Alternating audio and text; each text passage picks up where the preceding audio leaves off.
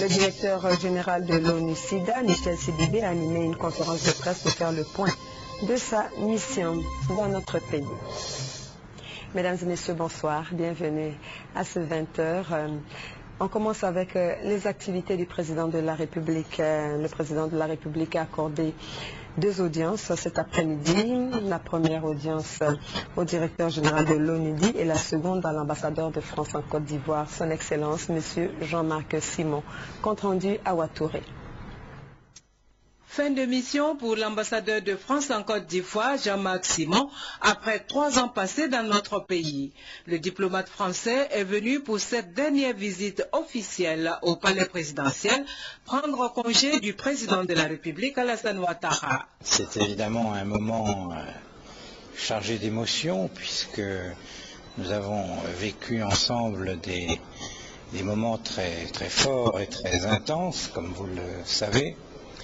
Et parce que la Côte d'Ivoire revenait de loin, et grâce à la conjugaison de nos efforts, eh bien, on peut assister aujourd'hui à son renouveau, et puis aussi au renouveau de l'amitié franco-ivoirienne. Donc, je quitte ce pays, ce beau pays, le cœur triste, bien entendu, avec l'espoir d'y revenir, si possible, à l'avenir, et puis un peu le sentiment du devoir accompli, et en tout cas une très grande amitié pour tous les Ivoiriens et toutes les Ivoiriennes qui avaient tant souffert pendant toutes ces périodes. Puis, comme j'ai déjà eu l'occasion de le dire, je suis fier du rôle qu'a pu jouer mon pays pour le dénouement et la solution définitive de cette crise ivoirienne qui avait plus de 10 années derrière elle. Autre personnalité reçue par le chef de l'État, le directeur exécutif de l'Organisation des Nations Unies pour le développement industriel, Kandé Yumkela, en Côte d'Ivoire depuis le 27 février pour une visite de travail de 3 jours.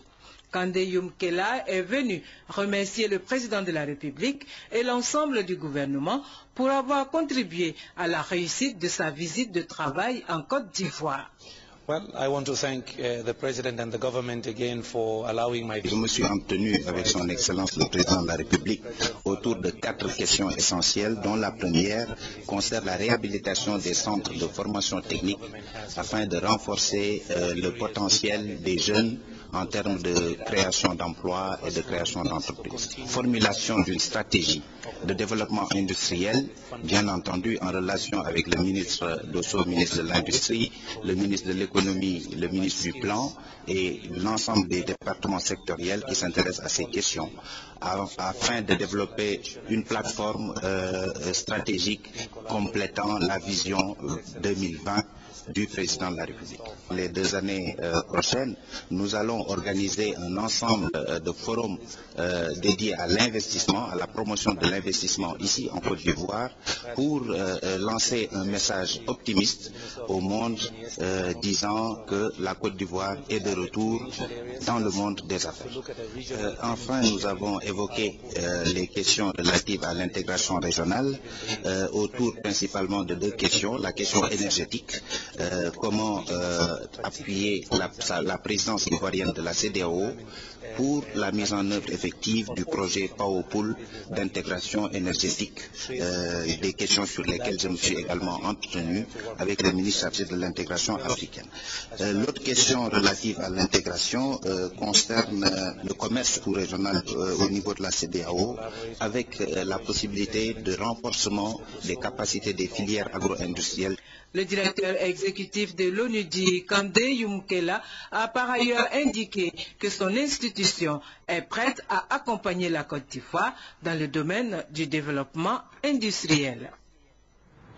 Un conseil des ministres s'est tenu ce mercredi 29 février 2012 au palais présidentiel au Plateau. On retient de cette rencontre que la rentrée universitaire prévue avant la fin de cette année sera effective. Compte rendu Jérôme Kofi Abolin. Tous au palais présidentiel, les membres du gouvernement à l'appel du Conseil des ministres ce mercredi 29 février 2012. Premier grand rendez-vous des ministres avec le président de la République Alassane Ouattara après qu'il a été choisi à l'unanimité par ses pairs lors du sommet d'Abuja les 16 et 17 février 2012 pour tenir les rênes de la CEDEAO. À ce Conseil des ministres, comme lors des précédentes rencontres, plusieurs dossiers sur la table ayant fait l'objet de communications adoptées, notamment l'effectivité de la rentrée universitaire prévue avant fin 2012. Vous savez les circonstances extrêmement difficiles et pénibles dans lesquelles le gouvernement a été amené à décider de la fermeture temporaire des universités, avec une université qui n'en était plus une, des locaux dégradés mais dans des proportions inimaginables, une atmosphère et un contexte de vie qui n'est plus celui d'une université, c'était des commerces, c'était des hôtels. Une des choses extrêmement importantes, il fallait déjà une réhabilitation physique. Le ministre de l'enseignement supérieur a également donné un certain nombre d'informations sur les actions sociales, culturelles et l'environnement, le nouvel environnement dans lequel cette université va fonctionner pour qu'on ait une véritable rupture avec le passé et qu'on soit en harmonie avec des années académiques normales conformes à la pratique internationale pour que les étudiants sortant diplômés de ces écoles-là puissent aller dans n'importe quelle autre université, avoir effectivement des équivalences des diplômes et poursuivre leurs études, ce qui n'était plus possible jusqu'à aujourd'hui. Alors ce qu'il faut retenir de façon importante, c'est que le ministre de l'Enseignement supérieur a bien confirmé au gouvernement que la rentrée de septembre 2012 serait effectivement possible. Un conseil des ministres dans une très bonne ambiance, si l'on en croit le ministre Patrick Hachi, représentant le porte-parole du gouvernement Bruno Nabaye-Koné en mission. Conseil marqué à l'ouverture par l'adresse du Premier ministre Guillaume Kibafori-Soro à l'endroit des ministres Alain Lobognon et Niali Kaba, les félicitant pour leur victoire aux élections législatives partielles. Le communiqué final du Conseil des ministres vous sera proposé après le journal. On connaît désormais les résultats de toutes les circonscriptions électorales. Ils ont été annoncés hier soir par le président de la commission électorale indépendante, Youssouf Bakayoko, en dehors des circonscriptions de Fakobli et de Bonon, où il y a eu des troubles. Le secrétaire permanent et porte-parole de la CEI, M. Enza Diomandé, donne ici des explications sur ces deux cas. Hier, la commission électorale indépendante a proclamé les résultats des élections législatives partielles dans 10 circonscriptions électorales sur 12, se donnant le temps d'examiner la situation des circonscriptions numéro 91 de Fakobli, Guézon, Koua, Sémia, Tieni-Siabli, communes et sous-préfectures, et numéro 135 de Bonon, Zaguieta, communes et sous-préfectures. À présent, la commission centrale de notre institution vient d'achever ses travaux lors de la session extraordinaire organisée à cet effet. Il ressort du résultat des 10 travaux que, tant dans les circonscriptions électorales numéro 91 de Fakobli, Guézon, Koua, Sémia, Tieni-Siabli, communes et sous-préfectures, que numéro 135 de Bonon, Zaguieta, communes et sous-préfectures, le processus de dépouillement, de recensement général des votes et de proclamation provisoire des résultats du scrutin tel que prévu par l'article 86 du Code électoral n'a pas été achevé. Il est indéniable que le législateur a voulu faire de ces prescriptions et surtout de la présence des candidats ou de leurs représentants lors de cette dernière phase une formalité substantielle. À Fakobli, des urnes ont disparu et de nombreux bureaux de vote ont été saccagés. Le recensement général des votes, puis la proclamation provisoire des résultats à la commission électorale locale n'a pu se faire. À Bonon, l'on a déploré des morts par balle. La sécurité du bureau de centralisation n'a pu être garantie, de sorte que le recensement général des votes à la commission électorale sous-préfectorale n'a pas non plus eu lieu. Le non-accomplissement de ces formalités, gage de transparence du scrutin, et l'absence de procès-verbaux de dépouillement des votes mettent la commission électorale indépendante dans l'impossibilité de proclamer les résultats dans les 2 circonscriptions concernées. Compte tenu de l'extrême gravité de cette situation inédite, la commission électorale indépendante se propose de demander au gouvernement l'ouverture d'une enquête à l'effet d'établir les responsabilités. La mission d'observation électorale de la Convention de la société civile de Côte d'Ivoire a tenu une conférence de presse au siège de la structure. Elle indique que sur le terrain, les choses se sont déroulées dans de bonnes conditions, avec toutefois quelques foyers de tension lors de la reprise de ces élections partielles. Alexis Ouedraogo, compte rendu. À l'issue des élections législatives du 11 décembre 2011, plusieurs réclamations ont été introduites auprès du Conseil constitutionnel pour diverses raisons. Bourrage d'urnes, défaillance du processus électoral imputable à la CEI, corruption, vote de personnes décédées, empêchement de vote et autres procès-verbaux non signés. Après délibération, le Conseil constitutionnel a procédé à l'invalidation des résultats dans 11 circonscriptions électorales, ce qui a conduit à la reprise des élections dans ces 2 circonscriptions. Conscient des enjeux de la reprise de ces élections, la mission d'observation électorale de la Convention de la société civile ivoirienne a déployé sur le terrain 25 observateurs dans les 12 circonscriptions. Au niveau de la campagne, nous avons constaté que la campagne s'est déroulée dans un camp précaire avec des foyers de tension dans certaines localités que nous avons soulignées comme à Bonon, à Diokoué, à Fakobli et même à Fresco. Maintenant, pour le jour du scrutin, nous avons constaté que globalement, le scrutin s'est déroulé de façon acceptable, malgré des cas isolés de violence et même avec des morts d'hommes. Pour les futures échéances électorales, en vue de consolider la paix et le processus démocratique en cours, la mission d'observation électorale de la Convention de la société civile recommande que la commission électorale indépendante s'appuie sur elle. Une mission du Fonds monétaire international séjourne en Côte d'Ivoire pour faire l'évaluation du programme économique et financier de notre pays. Cette mission s'inscrit dans le cadre de l'atteinte du point d'achèvement de l'initiative en faveur des pays très endettés. Ce mercredi matin, au ministère de l'Économie et des Finances, Madame Doris Ross, chef de la délégation conjointe Fonds monétaire international, Banque mondiale et Banque africaine de développement, s'est prononcée sur l'importance de cette mission d'évaluation de la santé économique et financière de la Côte d'Ivoire. Les perspectives maintenant sont beaucoup plus positives que la dernière fois qu'on a discuté en septembre. La mission est venue pour faire la première revue du programme qui est appuyé par un programme FSC du Fonds monétaire. Ça constitue une partie de repères pour le point d'achèvement et on va regarder ça aussi, l'ensemble de repères pour le point d'achèvement. C'est vraiment à nous à remplir et à arriver à l'échéance de tous ces repères. Et quand vous êtes là, vous êtes au point d'achèvement. Au programme de cette mission d'évaluation figurent des séances de travail avec des acteurs de la gestion économique et budgétaire de la Côte d'Ivoire.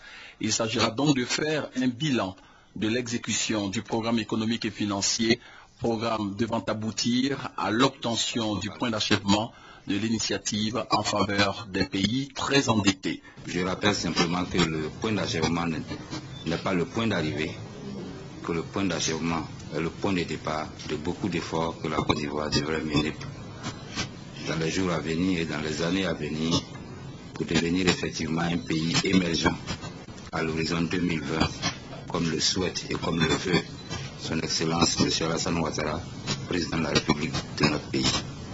Madame Ross, bienvenue. Je vous dis tout de suite que toutes mes équipes sont à votre entière disposition et que moi-même, en tant que chargé du suivi du programme, je suis à votre entière disposition. La mission d'évaluation va durer 2 semaines. Elle prendra fin le mercredi 14 mars prochain par une séance de restitution de cette mission bilan de l'état de santé de notre pays. Le compte-rendu était signé David Mobio. La Côte d'Ivoire s'attelle à corriger sa contre-performance en matière de fluidité routière dans la zone UEMOA et CEDEAO. Après les corridors d'importance économique succèdent les voies secondaires et depuis ce lundi 27 février, l'Observatoire de la fluidité routière est sur l'axe Abidjan-Tiasalé, Daloa-Boisflé. Compte-rendu Noël Niagnou. Tiasalé, Lakota, Divo, 3 haltes, un geste identique avec un objectif, sensibiliser les acteurs des transports sur la pertinence de la fluidité routière sur les axes secondaires. Nous avons mené les missions sur les grands axes. Il y a eu un repli stratégique de forces qui érigent les barrages sur les routes secondaires. Donc nous estimons qu'il faut mener la lutte également à ce niveau. Une façon d'éviter que ne se produisent les effets imagés ici par le porte-parole des transporteurs de Lakota. De nombreux barrages. De façon imagée, j'avais parlé du salon qui était pulvérisé par le moustiquaire et les moustiques se retrouvaient dans les chambres. Donc il s'agit de ces barrages sur nos pistes villageoises. Malheureusement, le mal est fait. Les barrages ont ressurgi. Exemple, la région de Divo. Près de 20 à 27 barrages. Ça nous coûte d'abord le temps qui est perdu. Les petits véhicules qui paient 4, 5, 6 000 francs chacun. Les gros camions payent 2 000 à 5 000 francs par barrage. S'il y a 4 barrages, ça va dans l'ordre de 8 000 francs à 12 000 francs.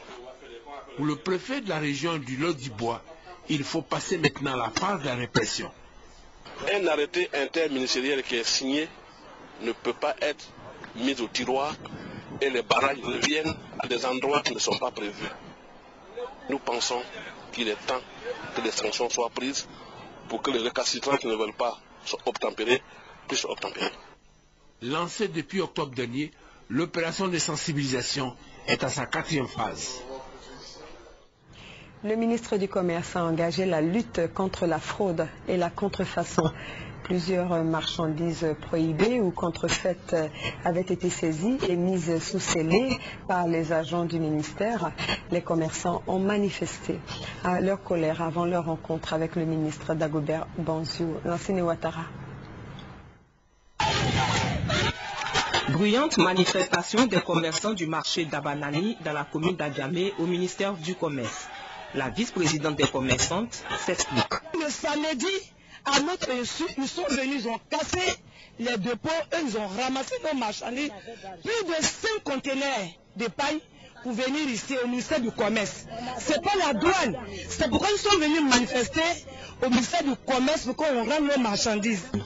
Les commerçants et le président de la Fédération nationale des commerçants de Côte d'Ivoire, FENAXI, Soumaoro Farikou, sont invités par le ministre du Commerce pour échanger sur la question des marchandises saisies. Si le président de cette fédération décline l'offre de discussion, les commerçants de paille, elles, acceptent de rencontrer le ministre.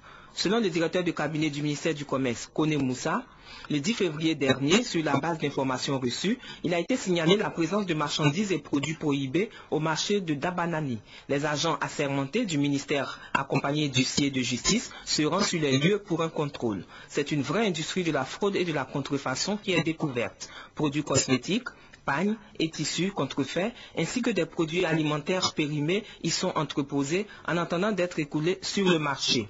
Les propriétaires de marchandises disparaissent et les agents du ministère du Commerce sont même menacés par certains commerçants, indique le directeur de cabinet. Malgré cela, leur détermination à lutter contre la fraude les oblige à mettre les entrepôts et conteneurs sous scellés.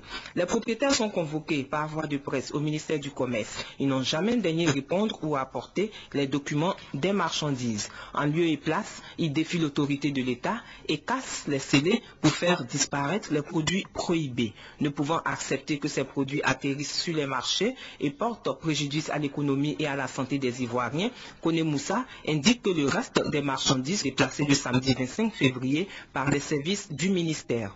Au cours de la rencontre, un échantillon des pagnes saisies a été présenté pour relever les anomalies. Selon le sous-directeur de la lutte contre la fraude, Anewa Jules, les pagnes l'enseigne saisie ne respecte pas les normes des lois en vigueur. Il a tenu à rappeler le décret 92-393 du 1er juillet 1992 stipulant qu'il doit être indiqué à la lisière des tissus imprimés le pays d'origine, l'entreprise et le numéro du dessin.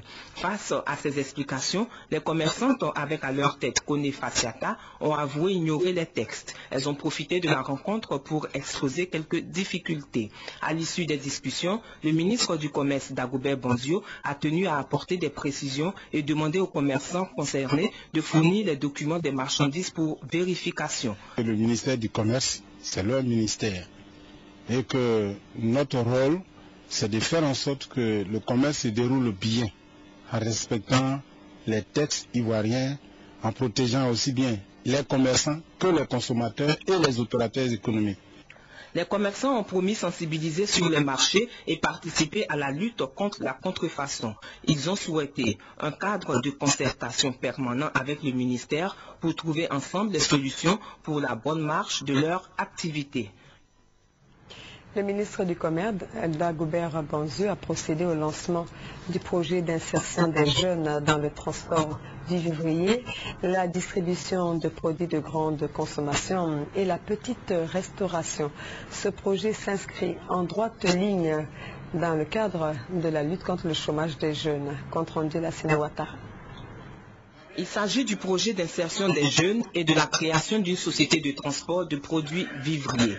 Cette société de transport devra employer environ 1200 jeunes, tandis que 600 autres devront exercer dans la petite restauration.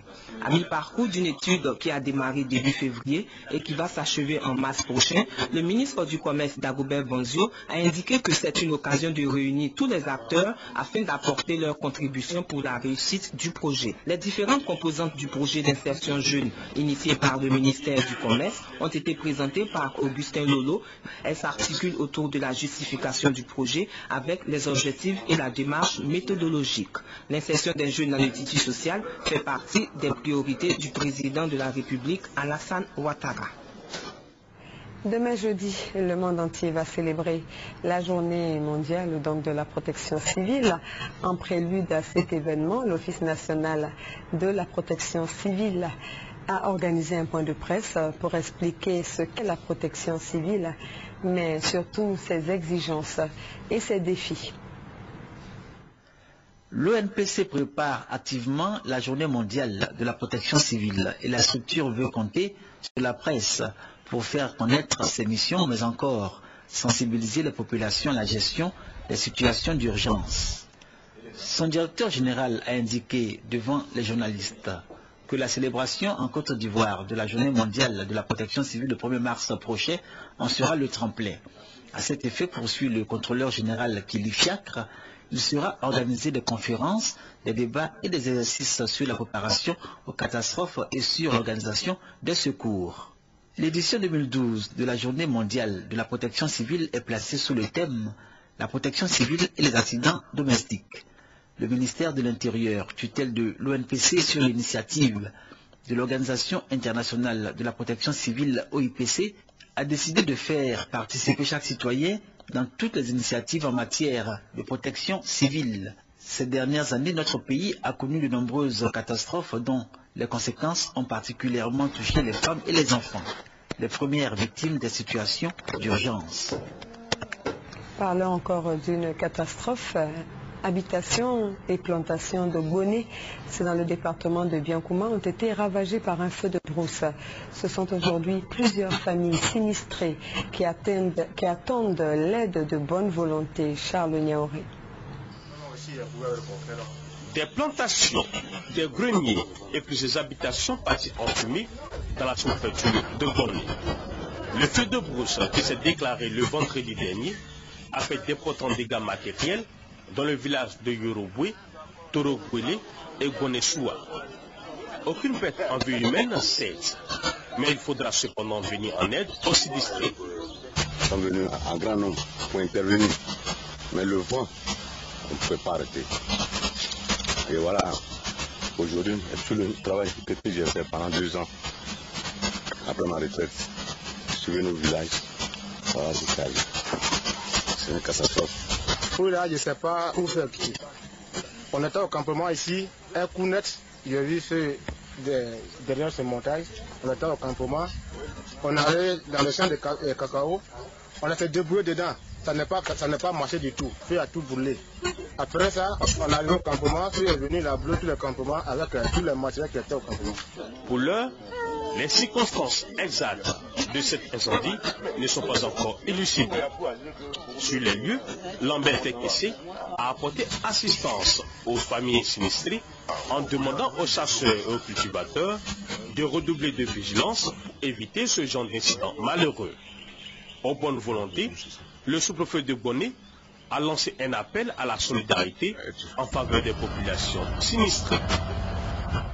Troisième grand titre de cette édition, il a trait aux activités du directeur exécutif de l'ONU-SIDA qui a effectué une visite dans notre pays du 24 au 27 février. Michel Sidibé a, au cours d'une conférence de presse, fait le point de son séjour en terre ivoirienne. Pour lui, la Côte d'Ivoire doit pousser plus loin la réflexion sur la mobilisation des ressources nouvelles en vue de solutions pérennes pour l'éradication de la maladie. Abou Sanogo. 450 000 personnes vivent avec le VIH. 440 000 enfants sont orphelins vulnérables du VIH. 185 000 personnes vivant avec le VIH attendent le traitement. Ce sont les chiffres donnés par le directeur exécutif de l'ONU-SIDA, Michel Sidibé. Pour lui, l'attente des traitements pose la problématique de l'accès aux antirétroviraux. Face à la baisse des ressources venant de l'extérieur, il préconise une solution locale en médicaments. Le docteur Michel Sidibé estime que l'heure est venue de parler d'intégration, surtout d'indépendance en matière pharmaceutique. Le directeur exécutif de l'ONU-SIDA estime que la solution réside dans l'engagement du gouvernement ivoirien à considérer la lutte contre le sida comme une priorité qui s'intègre dans le développement en général. Ce qui était la préoccupation des leaders, c'est comment on peut faire en sorte que l'intégration soit réelle, qu'on puisse traiter autant du sida que de la tuberculose, qu'on puisse considérer que lorsqu'on veut combattre le sida et arrêter la transmission, comment on va faire en sorte qu'on puisse sauver la mer. Le ministre de la Santé et de la lutte contre le sida, le professeur Thérèse Ondrioma, a approuvé l'idée de la production des antirétroviraux sur place. La promotion des droits humains et l'égalité des sexes doivent être prises en compte dans la riposte contre le sida. Restons au chapitre santé. La réunion bilan annuelle de la direction régionale Lagune 2 s'est tenue mardi à Trècheville. Le but était de déceler les forces et les faiblesses dans la mise en œuvre des projets dans les différents districts sanitaires afin d'adopter des résolutions. Pour l'année 2012, Patricia Omo-Etia pour plus d'explications. Les districts sanitaires constituent l'unité opérationnelle du système de santé. Ils ont pour mission la coordination des activités des centres de santé placés sous leur responsabilité. La crise post-électorale a eu des conséquences néfastes avec la destruction de certains services au niveau des hôpitaux et l'arrêt des activités des formations sanitaires. Malgré toutes les difficultés rencontrées, la direction régionale Abidjan 2 a assuré la coordination des activités des districts et des formations sanitaires. C'est en cela que la direction régionale sanitaire Abidjan 2 a organisé cette réunion bilan en rassemblant tous les acteurs. Ce que nous sommes venus faire, c'est d'apporter le soutien du ministère pour que, justement, les services extérieurs, que sont les directions régionales et les districts sanitaires, piliers importants de nos systèmes de santé, soient encouragés et sachent qu'ils sont sur la bonne voie. Malgré la situation difficile qu'a connue le pays, je pense que on peut dire que notre bilan est positif. Parce que les objectifs qu'on s'était fixés l'année passée, je pense que, bien sûr que pour certains indicateurs, on n'a pas pu atteindre, mais la majorité des indicateurs, nous avons pu atteindre. Selon le docteur Anouan Jean, directeur régional Abidjan 2, des résolutions seront prises pour que 2012 soit meilleur dans la mise en œuvre et la réalisation des projets sanitaires. L'UNICEF a dévoilé son rapport 2012 intitulé « La situation des enfants dans le monde en 2012 ». Les enfants dans un monde urbain. L'UNICEF présente dans ce document la vie de millions d'enfants dans les villes à urbanisation galopante et qui sont exclus des services essentiels. Mamadou Kouassi, Marie-Laure Ongoran pour le commentaire. La situation des enfants dans le monde en 2012, les enfants dans un monde urbain. C'est le titre du rapport que vient de publier l'Organisation des Nations Unies pour l'enfance UNICEF. Le rapport met en évidence les épreuves auxquelles se heurtent les enfants qui grandissent en ville et explorent les potentialités s'offrant aux enfants afin de réaliser pleinement leurs droits. L'UNICEF soutient que la problématique liée à la vulnérabilité des enfants en ville ne peut être résolue par une approche traditionnelle du développement. Les multiples exemples cités dans ce rapport prouvent que la réponse aux besoins de ces enfants doit se faire dans un esprit d'équité en se focalisant sur les plus vulnérables et marginalisés. L'UNICEF propose comme solution l'implication des jeunes de la ville dans la recherche de solutions aux défis urbains. En Côte d'Ivoire, l'UNICEF travaille avec le gouvernement et des institutions pour mettre les enfants au centre du développement urbain en leur permettant de grandir en sécurité et d'accéder aux services de base tels que l'éducation et la santé. En image, sachez que le contingent jordanien de l'opération des Nations Unies en Côte d'Ivoire a fait don de kits scolaires au personnel de la RTI en chômage technique. Les kits sont composés de cartables et de vêtements. Ils sont destinés aux enfants des agents en chômage technique. Pour le contingent jordanien, ce geste de solidarité envers la RTI est l'expression de l'amitié entre les peuples jordaniens et ivoiriens. Afin d'apporter des solutions aux différents problèmes qui minent le système éducatif en Côte d'Ivoire, une table ronde a réuni responsables religieux, parents d'élèves et acteurs du système éducatif autour du thème « École pour tous ». La rencontre s'est déroulée le week-end dernier à Cocody. Mamadou Kwasi, Abou Sanoro, reportage.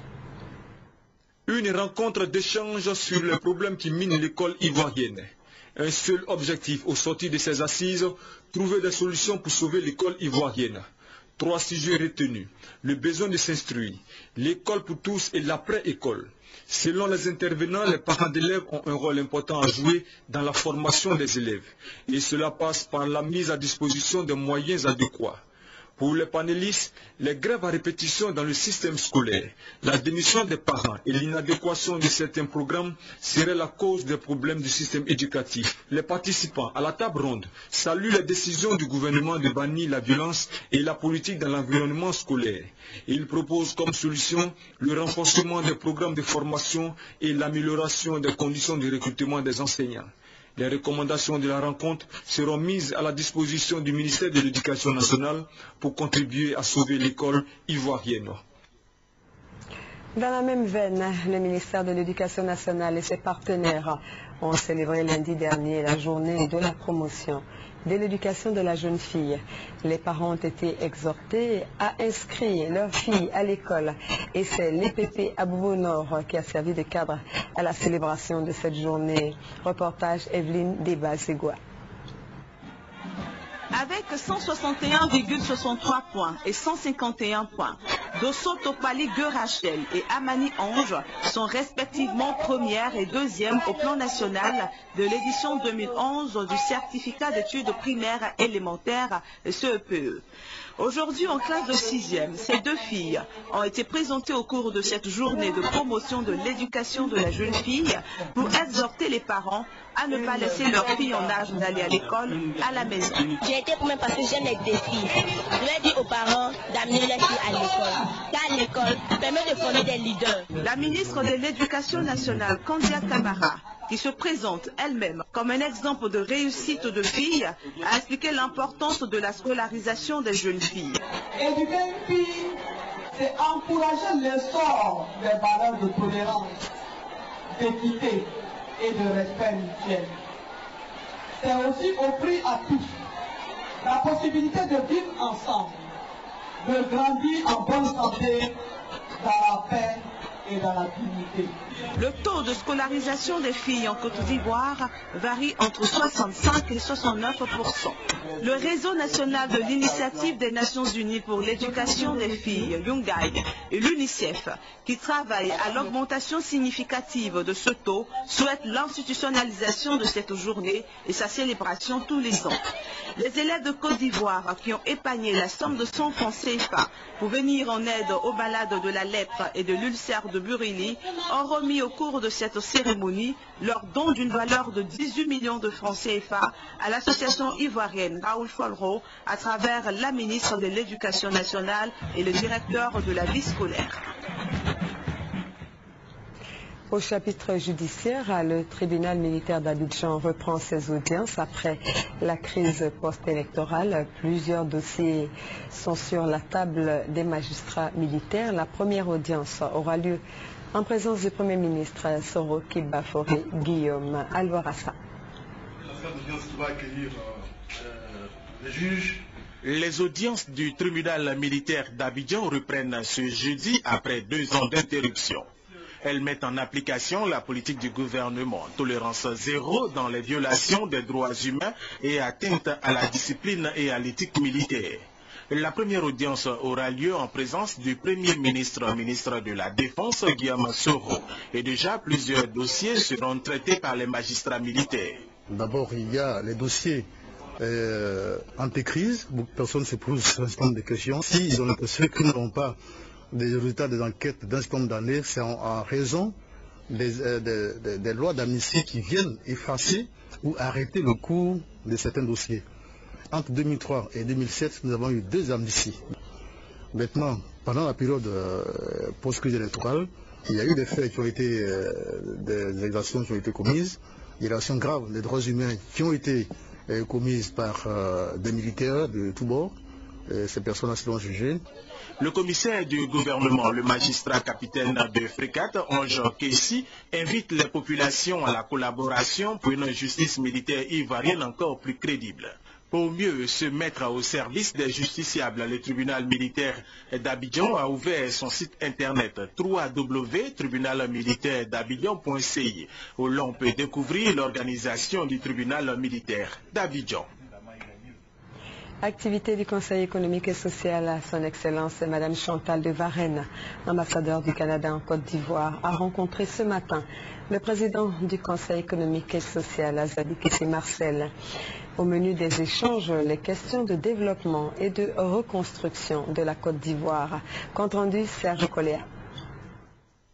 Dans la droite ligne des relations d'amitié et surtout de coopération en matière de développement entre la Côte d'Ivoire et le Canada, son Excellence Madame Chantal Varenne, ambassadrice du Canada en Côte d'Ivoire, est venue s'entretenir avec le président du Conseil économique et social.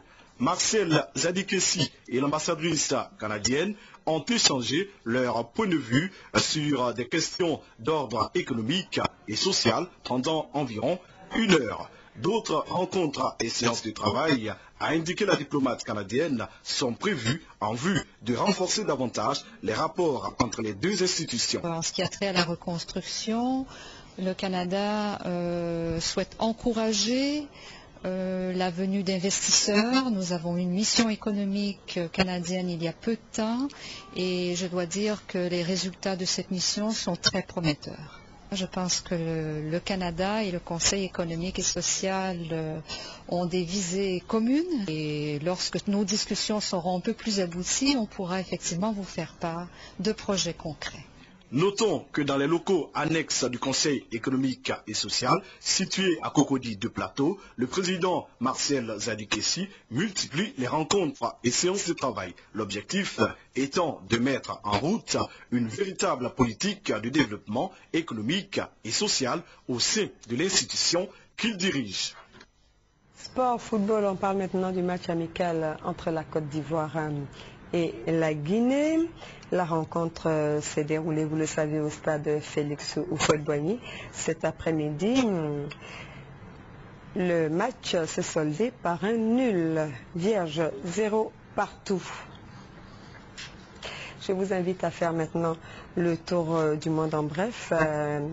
En Syrie, en Afghanistan, on commence avec les primaires aux États-Unis.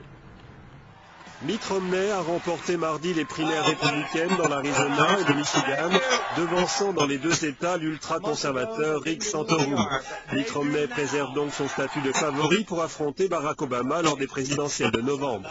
Mais le populiste Newt Gingrich n'a pas dit son dernier mot, préservant ses forces et ses moyens financiers pour la dizaine d'États qui seront en jeu le 6 mars à l'occasion du Super Tuesday.